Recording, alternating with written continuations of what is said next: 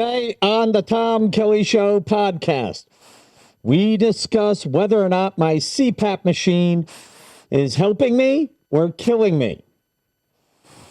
What do you say we start the show? The Tom Kelly Show. Everybody, I want you to go to the Tom Kelly Show. I want you all to know about the Tom Kelly Show. Here we go. Trigger warning, spoiler alert, someone unblock those airways. You are experiencing a last minute fun edition of the Tom Kelly Show. I've had a hell of a couple of weeks, people. If you guys saw the last podcast or experienced the last podcast, it sure sounded like I was ready to jump off a bridge. And I don't know if that's because I was or wasn't. I am going through a lot right now. I had a moment with my shrink that made me mad at her. So then I actually went to a second psychologist to talk about my psychologist. How about that for irony? But I'm wondering, too, if my energy is weird because I'm trying to use a CPAP machine. I do have mild sleep apnea. I've been dealing with it for a while. I have to admit that a lot of my sleep apnea may not even be sleep apnea. It may just be allergy-induced choking. Like right now, I already feel a little back there under the throat. That's not going away. But what are you going to do? Yeah. And I'm going to let you in on a secret, a real revelation. By the way, this is the podcast where the offbeat come to meet. This is the podcast that addresses the crisis. We own the crisis, the midlife crisis. And here's a crisis that I have that could probably be cured by losing a little weight. Now, I have sleep apnea. I have here on my desk. This right. I want to make this a TikTokable moment. Is that really what we're calling this? Hang on. Let me rearrange the desk here. I want to make this a TikTokable moment. Yeah, I want to make. I want to make this a TikTokable moment. I have on my desk a few things that I have used to address my sleep apnea over the last 18 months. Now, what is sleep apnea? That is basically you choke in your sleep and not in a fun way. Yeah, basically it's something that happens in your sleep where your airways get choked and it affects your energy the next day.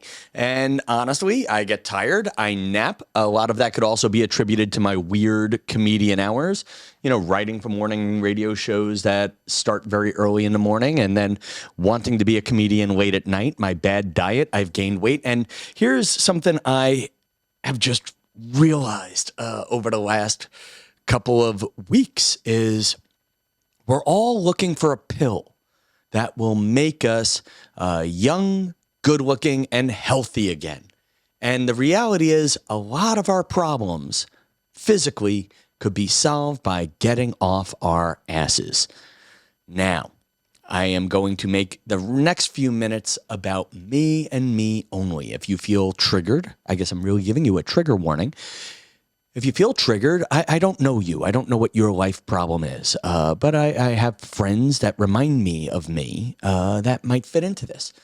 For me, we could say I don't have the energy or the structure in my life to work out. So you're hoping it's a chicken and egg moment here, that if you have the CPAP machine, you lose 5 pounds from having more energy, and then you lose the next 5 to 15 pounds. And for those of you who have been listening to this podcast for the last 3 years, you have seen me, heard me, experienced me losing 15 pounds. But I also was working virtually at a TV show, and all the bars and comedy clubs were closed at night. There was nowhere to go. And I was basically sitting in this apartment, starving myself. And I was starving myself. It was an effort. It was a conscious effort. I was turning losing weight and not eating into a video game. And and I gave myself this magical reward of I would meet my dream girl once I hit the 15-pound mark. And I actually found the dream girl. I had lost the 15 pounds and didn't work out. Now, it was basically a video game with no prizes. And then, and I've made this joke before, say what you want. You may be forever away from losing weight, but Ben and Jerry's is just one refrigerator away. Hang on, I have to change the battery on the effing camera. And there you go. I mean, I hate to say this out loud. I'm saying this as a man who is close to the heaviest I've ever been in my life. How many of your life problems would go away if you just dropped 10 pounds? I have high blood pressure. I take a pill for it. Here is my pill in the pill counter. High blood pressure goes down if you drop 10 to 20 pounds. High cholesterol. You know what? If I could learn to eat a damn salad, that goes down. And then listen, for breathing at night, the weight on your neck, it's hard to believe the weight on your neck chokes you. And that's what makes for the snoring and stuff. Though right now I feel some of this might be allergy and apartment induced. So I'll show you the first thing they gave me, which we talked about last year. I showed you this on the podcast. This was the mouth appliance. I actually haven't cleaned this in a while. It's actually got dust on it now. All right, this is clean enough to put in my mouth, but it's basically different forms of bondage tools. That's what they give you for sleep apnea. Different forms of bondage tools. Now, I'll put in the mouth guard, and it basically holds your mouth over. There you go. And that's my problem with it. In the middle of the night, I would wash it with a little bit of mouthwash to make it easier to go in. God, that sounds perverted. And basically, it would hold your mouth open. And in the middle of the night, I would start to realize there's something in my friggin' mouth. Let me take it out. Again, this sounds so perverted. But yeah, there you go. So I gave up on this after about a month or two of trying. And then I'm on week 6 of this Resmed sleep apnea machine. I'm on my second type of mask. I was using this nasal mask that I returned. The nasal mask kind of looks like the little tubes that they would put on you in the hospital for when you need oxygen, that sort of a thing. And I realized that I am a mouth breather. By the way, why is it that people say mouth breathers are less intelligent than nose breathers? Have you heard that stereotype before? Explain to me why that's a thing. But here I am. I am a mouth breather. And the hard part is if your mouth opens, it can't force air in through the nose because the mouth is open, or then air that comes in through the nose was coming out the mouth. I felt like a fire-breathing dragon. Really not a fire-breathing dragon, but I felt like there was something. I felt like there was something coming out. So this is the newest Resmed machine, and it's basically an extra part-time job every day. It's basically something you have to carry around with you to sleep at other places. And there's a little machine inside it. It's got 4G. So apparently this has better phone service than my Apple Watch. And it sends data to somebody in the sky that says, hey, Tom has been using this machine for blank amount of hours per night at blank amount of efficiency. And it gives the respiratory therapist a chance to look over your data. And also, after setting up an account with whoever my dealer is at Resmed, I am getting Facebook ads for CPAP. Big brother, hello, who's selling my data on that one? It could also be Google search related, but it's a funny coincidence. So this mask, and I hope this doesn't affect the audio quality of it, or it's going to affect the audio quality, but you're going to learn something through this. It looks like the Top Gun air mask. You know, you put it over your nose, and it's got these like little 2 magnets that you have to sort of pre-size up before bed. And then boom, did you hear the magnet there? Let's give you a little clip. You hear that little? Let's see, can I get that again? Oh, there's one, there's two. And now you have to turn the damn thing on. And then I really should have set up this thing. I'm going to set for the minimum level. And it's set for pressure 4.0. Now it's a little hard on the ears to talk because the throat and the air connected. So now I feel like I'm on the airplane and it's either going up or going down really fast. And the hard part with this mask is you can't get to the things like, as an experienced scuba diver, as an experienced diver, I know that you hold your nose to equalize the pressure. Again, a little hard because there's a little something in the back of my throat right now. But the other thing I've learned from using the CPAP machine is I drool when I sleep. Like, thank God, like this is the stuff that nobody's really told me because I've been single my whole damn life. Yeah.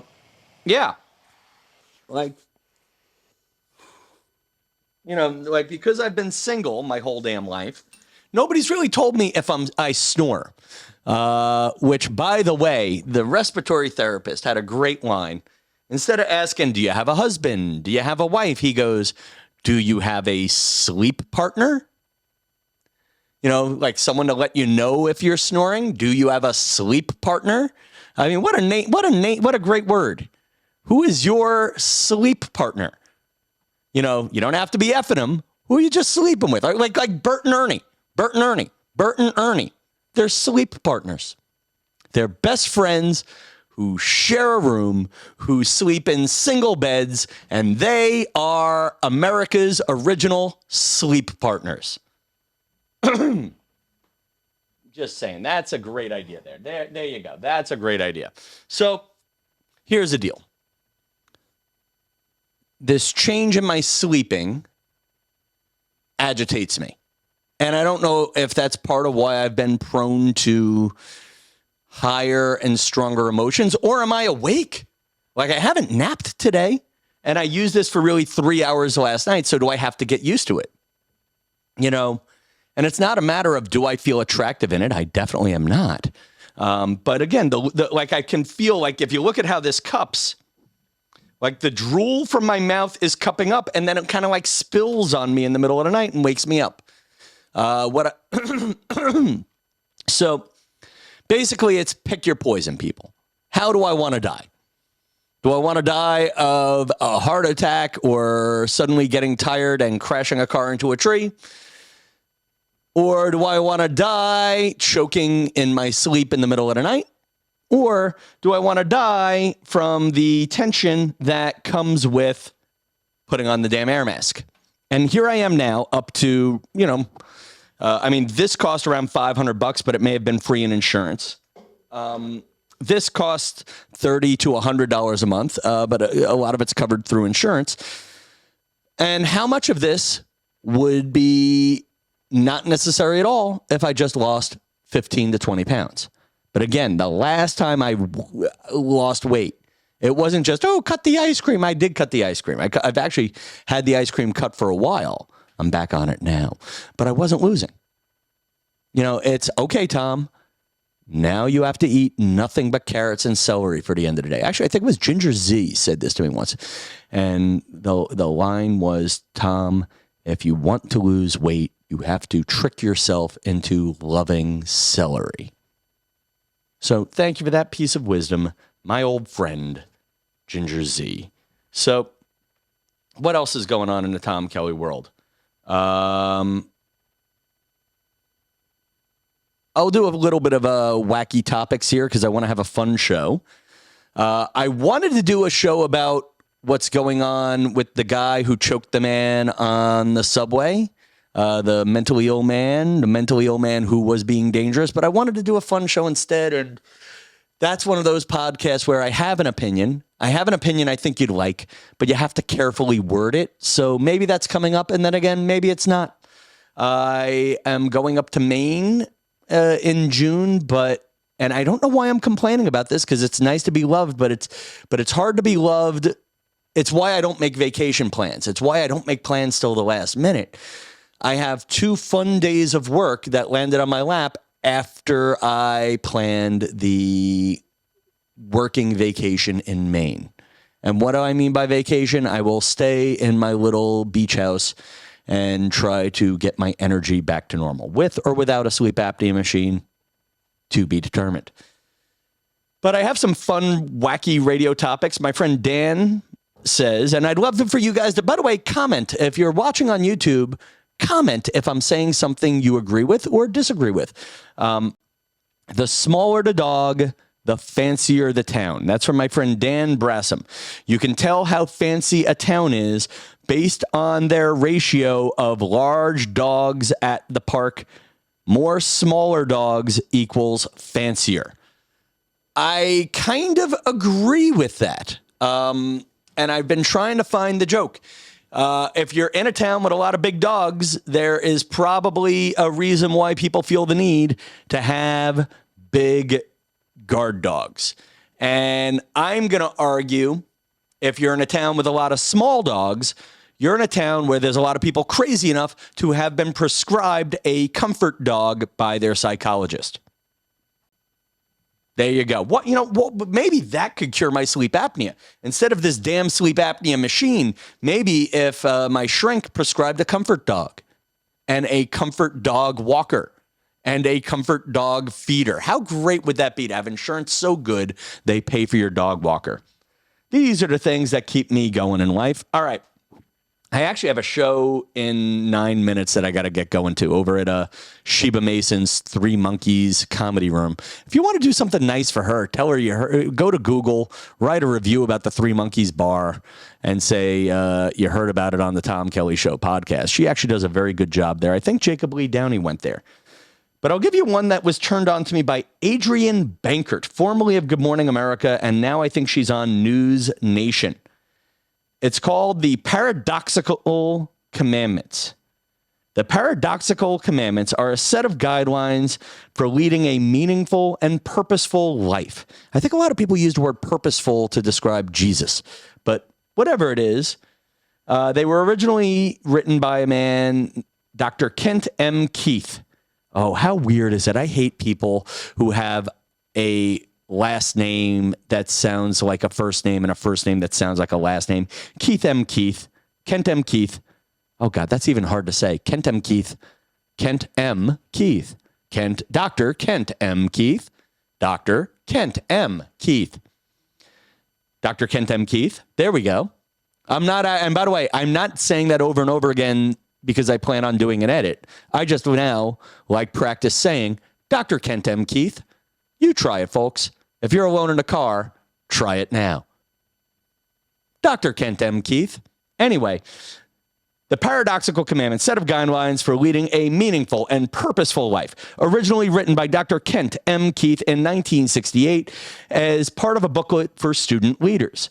These commandments have since gained popularity and have been adapted and quoted in various forms. Here are the original Paradoxical Commandments as written by Dr. Kent M. Keith and compiled by my producer, ChatGPT.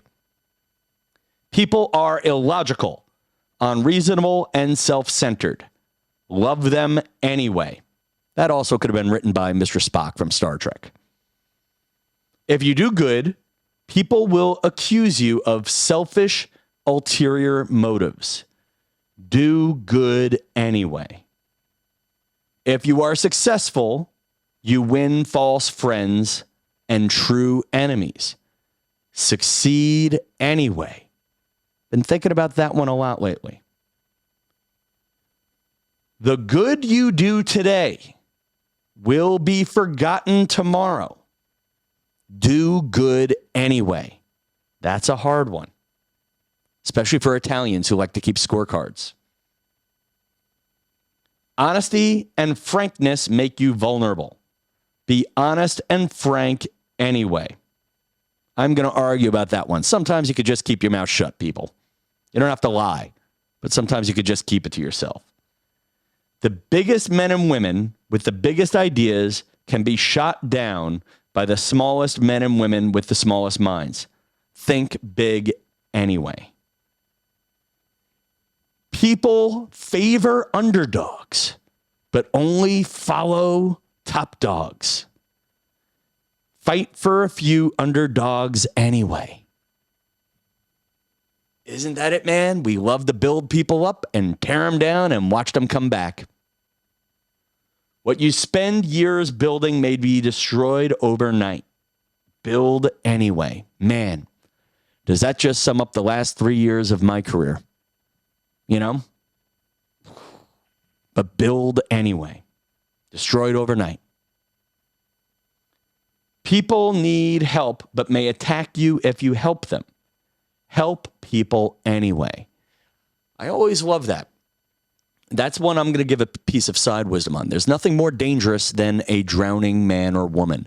And they always say to help a drowning person, you have to go behind them so they don't pull you down with them. That's purely about saving lives. I don't know if that applies figuratively. People, here we go. And, the last one. Give the world the best you have and you'll get kicked in the teeth. Give the world the best you have anyway. And I'm getting a little bit of BS for it. And I want to thank Carrie Hedges for standing up for me on Instagram, because I showed a clip of last week's podcast where I gave the guy a few bucks and was wondering if God would be transactional and give me a little positive energy going into the Boston Comedy Festival. And he did not. And I think that's an important note that I want to clarify that. I don't think God would have given me any extra energy for doing a good deed, but I also didn't want the energy of being a dick and not doing a good deed right before I needed good energy coming my way. I had my friend Paul write me a note. Tom, when a guy asks you for money for the train, they're going to ask someone else for money for the train the next day, and they're not using that money for the train. You're not wrong. You're not wrong. Yeah, you're not wrong. That's all I can say on that. And I wanted to do one quick, let's see if it's gone. Here we go. Oh, I got it. There we go. Yeah. So just a few life lessons. I know God is not transactional, and do good anyway. You know, do the good things anyway. You know, that's it. I hope this was a positive and uplifting little emotional roller coaster ride. I don't know where this podcast is going over the next couple of days, but we're going to have fun with it. And I'm going to try to do 2 a week. I know I'm behind on, this is the Sunday podcast that should have aired on Monday. Whatever it is, I'm a day behind, if not 2 days behind. But keep an eye on the feed, ladies and gentlemen. Something new once or twice a week, and I just have to catch up on some podcasts. That's about it, people. You know what? I'm not getting paid. Deal with it. But I do want to thank some people here who are emotionally paying me. New additions to the Magic Mirror. Special shout out to Alyssa Calvo, who has been commenting on YouTube. Special shout out to Terry Brown, who has been commenting on YouTube. Magic Mirror time, I see you. And to the rest of you guys, I even if I don't see you, I see you in the numbers. I see you in the thumbs up. I see you when you comment at TomKellyShow on Instagram, TikTok, and whatnot. Special shout out to Diane. Special shout out to Franklin, who's been commenting and send me notes. Yeah. You know what, folks? Let's enjoy the crisis together. Until next time, good night, New York. And sleep well, by the way. Sleep well.